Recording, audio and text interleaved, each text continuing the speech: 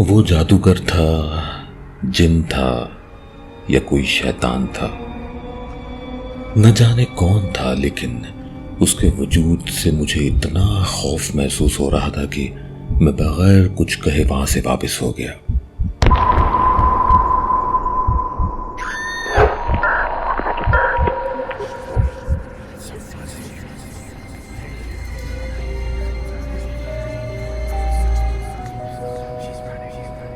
یہ کہانی مینڈس نامی میکسیکن نجات شخص کی ہے۔ مینڈس کہتا ہے کہ ایک عجیب و غریب واقعہ میرے ساتھ پیش آیا۔ 2008 میں نے میکسیکو میں پراپرٹیز خریدنے کا کام شروع کیا اور 3 سال کے اندر 12 فلیٹس اور گھر میں نے خرید لیے اور ان کو آگے کرائے پہ چڑھا دیا۔ اس طرح میری اچھی خاصی آمدنی ہونے لگی، اچھا گزر بسر ہونے لگا۔ لیکن جیسا آپ لوگوں نے سنا ہے، میکسیکو کے بعض علاقوں میں جو ڈرگز مافیا ہے اس کا بہت بڑا راج ہے، اور وہ چھوٹی چھوٹی باتوں پر لوگوں کی جان لے لیتے ہیں۔ اب ہوا کچھ اس طرح، میرا ایک فلیٹ ایک بہت ایکسپینسو ریزورٹ پہ تھا، وہاں امیر ترین لوگ رہا کرتے تھے۔ ایک بھلی فیملی نے وہ فلیٹ مجھ سے رینٹ پہ لے لیا، لیکن سال بعد ہی مجھے اندازہ ہوا کہ وہ فیملی غیر قانونی ڈرگز کے کام میں ملوث ہے۔ تو اب میں نے ایک دن ان سے ملاقات کی اور کہا، دراصل اس فلیٹ کی مجھے اپنے لیے ضرورت ہے، آپ اس مخصوص تاریخ کو اس کو خالی کر دیجئے۔ خیر میں بات کر کے نکل آیا، لیکن کچھ ہی دنوں میں مجھے فون پر ڈرایا دھمکایا جانے لگا کہ ہم تمہیں مار ڈالیں گے، تم ہوتے کون ہو پراپرٹی خالی کروانے والے، جان پیاری ہے تو خاموش رہو۔ اب میں شدید پریشان تھا کہ میں کیا کروں۔ پولیس کو بتاتا ہوں تو اس طرح سے میری جان کو اور خطرہ ہو سکتا ہے، کیونکہ اس مافیا کے لوگ پولیس میں بھی شامل تھے۔ اب تقریباً 1 مہینے تک مجھے تھریٹس ریسیو ہوتی رہیں، اور ڈر کا یہ عالم ہوا کہ میں گوشہ نشین ہو گیا۔ اب میں لوگوں سے چھپ چھپا کر اپنی زندگی گزار رہا تھا، اور کبھی کبھار رات میں باہر نکلا کرتا۔ ایسی ہی ایک شام اندھیرا ہونے کے بعد میں ایک چرچ میں گیا، تو وہاں کے جو فادر تھے ان سے تفصیلاً گفتگو کی۔ وہ ایک بہت اچھے انسان ہیں۔ انہوں نے مجھ سے کہا کہ وہ تو میری کسی طرح سے مدد نہیں کر سکتے، لیکن وہ ایک ایسے شخص کو جانتے ہیں جو بہت بڑا جادوگر ہے۔ اس کا نمبر انہوں نے مجھے دے دیا اور بتایا کہ اس کا نام جولیانو ہے، تم اس کے پاس جا کے میرا ذکر کرنا، مجھے امید ہے کہ وہ تمہاری کچھ نہ کچھ مدد ضرور کرے گا۔ خیر ڈوبتے کو تنکے کا سہارا۔ میں نے فادر کا شکریہ ادا کیا اور بنا وقت ضائع کیے جولیانو کو کال کر دی، اور شروع سے لے کے اب تک کی ساری کہانی اسے سنانا شروع کر دی۔ لیکن اس جادوگر نے مجھے بیچ میں ہی ٹوک دیا۔ کہنے لگا کہ میں فون پر زیادہ بات نہیں کرتا ہوں، تمہیں اپنے فون پر ایک پتہ موصول ہوگا، تم بس اس جگہ پہ پہنچ جاؤ اور وہیں پر میں تم سے ملاقات کروں گا۔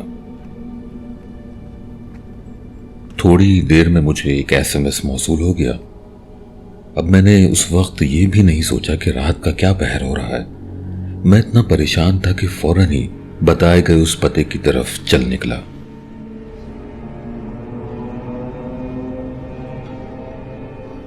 جس جگہ مجھے جانا تھا یہ جگہ شہر سے باہر تقریباً 2 گھنٹے کی دوری پر تھی۔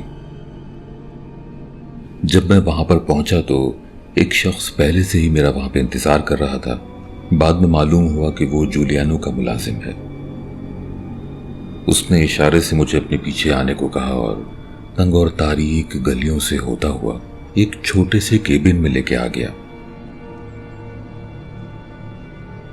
اسی کیبن میں کچھ دیر کے بعد میری جولیانو سے ملاقات ہوئی۔ اس تاریک کیبن میں اس کا وجود بھی ٹھیک سے دیکھ نہیں پا رہا تھا۔ اس نے ہاتھ کے اشارے سے مجھے اپنا مسئلہ بتانے کو کہا، اور میں نے اس کو اپنے اوپر گزری ساری حقیقت بتا دی۔ اس نے میری کہانی سننے کے بعد بڑی پراسرار سی ہنسی اور ایک نامانوس سی زبان میں اپنے ملازم کو کچھ کہا اور وہیں اندھیرے میں غائب ہو گیا۔ اب اس کا ملازم میرے پاس آیا اور اس نے مجھے کہا کہ مینڈس، بڑے بزدل ہو تم، اس مافیا کو تو جولیانو بہت آرام سے قابو کر سکتا ہے۔ میں نے سٹ پٹا کر پوچھا کہ آخر وہ کیسے؟ اس نے میری اس بات کا تو کوئی جواب نہیں دیا، بس ایک بڑا توڑا سا کاغذ میرے ہاتھ میں تھما دیا اور کہا کہ جس جگہ پہ تمہارا گھر ہے اس کاغذ کو لے جا کر اس گھر کے دروازے پہ پھینک دینا۔ اب دوسرے دن میں وہ کاغذ لے کر چھپتا چھپاتا اپنے اس فلیٹ تک جا پہنچا اور دروازے کے ساتھ رکھے ایک گملے کے نیچے اس کاغذ کو دبا کر دبے قدموں واپس ہو گیا اور بے صبری سے انتظار کرنے لگا کہ دیکھو کہ اب کیا ہوتا ہے۔ سچ پوچھیں تو اس وقت تک تو مجھے اپنے اوپر ہنسی آ رہی تھی کہ آخر میں ان کن چکروں میں پڑ گیا ہوں۔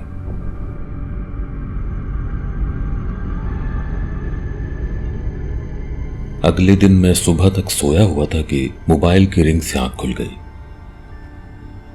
موبائل پہ نظر پڑی تو پولیس کا نمبر تھا۔ پہلے تو میں بری طرح ڈر گیا، لیکن جب کال مستقل آتی رہی تو میں نے ہمت کر کے کال ریسیو کر لی۔ مجھے فوراً پولیس اسٹیشن بلا لیا گیا تھا۔ میں لاچار پولیس اسٹیشن پہنچ گیا۔ وہاں میں ویٹنگ ایریا میں بیٹھا ہوا تھا کہ مجھے 2 پولیس والوں نے اپنے ساتھ آنے کا اشارہ کیا اور میں ان کے ساتھ ان کی کار میں جا بیٹھا۔ اب میرے دل میں خیال آنے لگا کہ ہو نہ ہو یہ اسی مافیا کے لوگ ہیں اور اب میرا آخری وقت آ چکا ہے۔ اور میرا شک یقین میں بدلتا چلا گیا کیونکہ وہ پولیس والے مجھے میرے اسی فلیٹ کی طرف لے کے جا رہے تھے۔ لیکن جب ہم بلڈنگ کے اندر داخل ہوئے تو مجھے بہت حیرت ہوئی کہ بلڈنگ میں کئی پولیس والے پہلے سے موجود تھے۔ ایسا لگ رہا تھا کہ یہاں کوئی حادثہ ہوا ہے۔ اور واقعی جب میں اپنے فلیٹ میں داخل ہوا تو میری سانس اوپر کی اوپر ہی رہ گئی۔ فلیٹ میں ہر طرف لاشیں بکھری پڑی تھی۔ فرش اور دیواروں پر خون ہی خون تھا، ان گنت گولیوں کے نشانات تھے۔ میں کچھ سمجھ نہ پایا کہ آخر یہ ماجرا کیا ہوا ہے۔ کیا مافیا کے لوگوں نے آپس میں ایک دوسرے کی جان لے لی ہے؟ لیکن اگر ایسا ہو بھی تو جو منظر وہاں تھا، جس طرح کٹی پھٹی لاشیں پڑی تھی، وہ کسی انسان کا کام تو نہیں لگ رہا تھا۔ پولیس ٹیم بھی آپس میں باتیں کرتے ہوئے بہت حیران تھے۔ ان کو بھی یہ سارا معاملہ سمجھ نہیں آ رہا تھا۔ اصل میں وہ لوگ مجھے صرف اس لیے وہاں لائے تھے کیونکہ وہ فلیٹ میرے نام تھا۔ وہیں انہوں نے مجھ سے جنرل انکوائری کی اور اس کے بعد شہر نہ چھوڑنے کی ہدایت کے ساتھ جانے کا کہہ دیا۔ میرا تو اس منظر سے سر چکرا رہا تھا۔ میں جیسے ہی فلیٹ سے باہر نکلا، مجھے برابر والے فلیٹ کی خاتون نظر آئیں جو میری اچھی واقف تھیں۔ انہوں نے مجھے آگے بڑھ کر سہارا دیا اور اپنے فلیٹ میں لے گئے۔ جب میں تھوڑا ریلیکس ہوا تو وہ کہنے لگی، مینڈس، میں تم کو کچھ بتانا چاہتی ہوں۔ اس فلیٹ میں جو کچھ ہوا ہے میں نے وہ سارا منظر دیکھا ہے۔ ان کا کہنا تھا کہ وہ بیلکنی میں بیٹھی کافی پی رہی تھی کہ میرے فلیٹ سے آتی شور کی آوازوں نے ان کو چونکا دیا۔ انہوں نے تشویش سے فلیٹ کی ونڈو میں جھانکا تو فلیٹ میں دھواں بھرا ہوا تھا۔ کچھ بھی واضح نظر نہیں آ رہا تھا۔ بس جو ایک جھلک انہوں نے دیکھی تھی تو وہ ایک سانپ نما شخص کی تھی، اور کربناک چیخوں اور گولیوں کی آوازوں سے ڈر کر وہ اپنے روم میں جا کر بند ہو گئی۔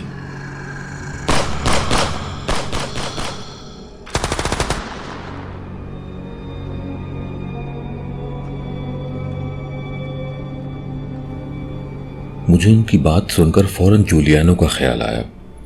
میں ان کا شکریہ ادا کرتا ہوا وہاں سے سیدھا جولیانو کے پاس چلا گیا۔ اب کتنی ہی دیر میں ان تنگ گلیوں میں اس کو ڈھونڈتا رہا، لیکن وہ گلیاں ایسی تھیں کہ مجھے کچھ نہ سمجھ آتا کہ کس طرف جاؤں۔ جب میں ڈھونڈ ڈھونڈ کر تھک گیا تو اچانک مجھے جولیانو کو ملازم ایک کونے میں کھڑا نظر آیا، جو مجھے دیکھ کر مسکرا رہا تھا۔ اس نے پہلے کی طرح اپنے پیچھے آنے کا اشارہ کیا اور میں بوجھل قدموں سے اس کے پیچھے پیچھے چلنے لگا۔ بس ایک دو موڑ ہی مڑے ہوں گے کہ ہم اسی کیبن کے سامنے کھڑے تھے۔ مجھے سمجھ نہ آیا کہ میں اس راستے سے پہلے بھی کئی بار گزرا تھا، لیکن میری نظر اس کیبن پہ کیوں نہیں پڑی تھی۔ وہ جادوگر اسی کیبن کے اندر موجود تھا اور اس کو دیکھ کر ہی مجھے خوف محسوس ہونے لگا۔ میں بھی کچھ بول بھی نہ پایا تھا کہ وہ کہنے لگا، میں کیا ہوں، کون ہوں، یہ مت پوچھو، یہ مت سوچو۔ میں نے تمہاری مدد صرف اس فادر کے کہنے پر کی ہے، کیونکہ اس کا مجھ پر بہت بڑا احسان تھا جو میں نے تمہاری مدد کر کے چکا دیا ہے۔ اب تمہیں ان مجرموں سے چھٹکارا مل گیا ہے تو شکر مناؤ اور سب بھول کر اپنی زندگی کو آگے بڑھاؤ۔ وہ جادوگر تھا، جن تھا یا کوئی شیطان تھا، نہ جانے کون تھا، لیکن اس کے وجود سے مجھے اتنا خوف محسوس ہو رہا تھا کہ میں بغیر کچھ کہے وہاں سے واپس ہو گیا۔ اس کے بعد میں نے اونے پونے داموں اپنی ساری پراپرٹی بیچ دی اور میکسیکو چھوڑ کر یورپ شفٹ ہو گیا۔ اب میں نے یہاں نئے سرے سے اپنی زندگی کی شروعات کی ہے اور گمنامی کی زندگی بسر کر رہا ہوں۔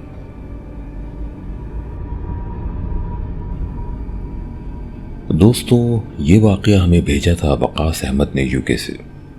یہ ان کے دوست پہ گزری ایسی سچائی ہے جس نے ان کی پوری زندگی بدل دی ہے۔ مجھے یہ واقعہ بہت انٹرسٹنگ لگا اور امید ہے کہ آپ لوگوں کو بھی پسند آیا ہوگا۔ تو اس وعدے کے ساتھ جدا ہوتے ہیں کہ پھر ملیں گے کچھ اور سچے واقعات کے ساتھ۔ تو اپنے اور اپنے آس پاس تمام لوگوں کا خیال رکھیے گا۔ ویڈیو کو لائک کر کے شیئر کیجیے اور چینل سبسکرائب کر دیجیے۔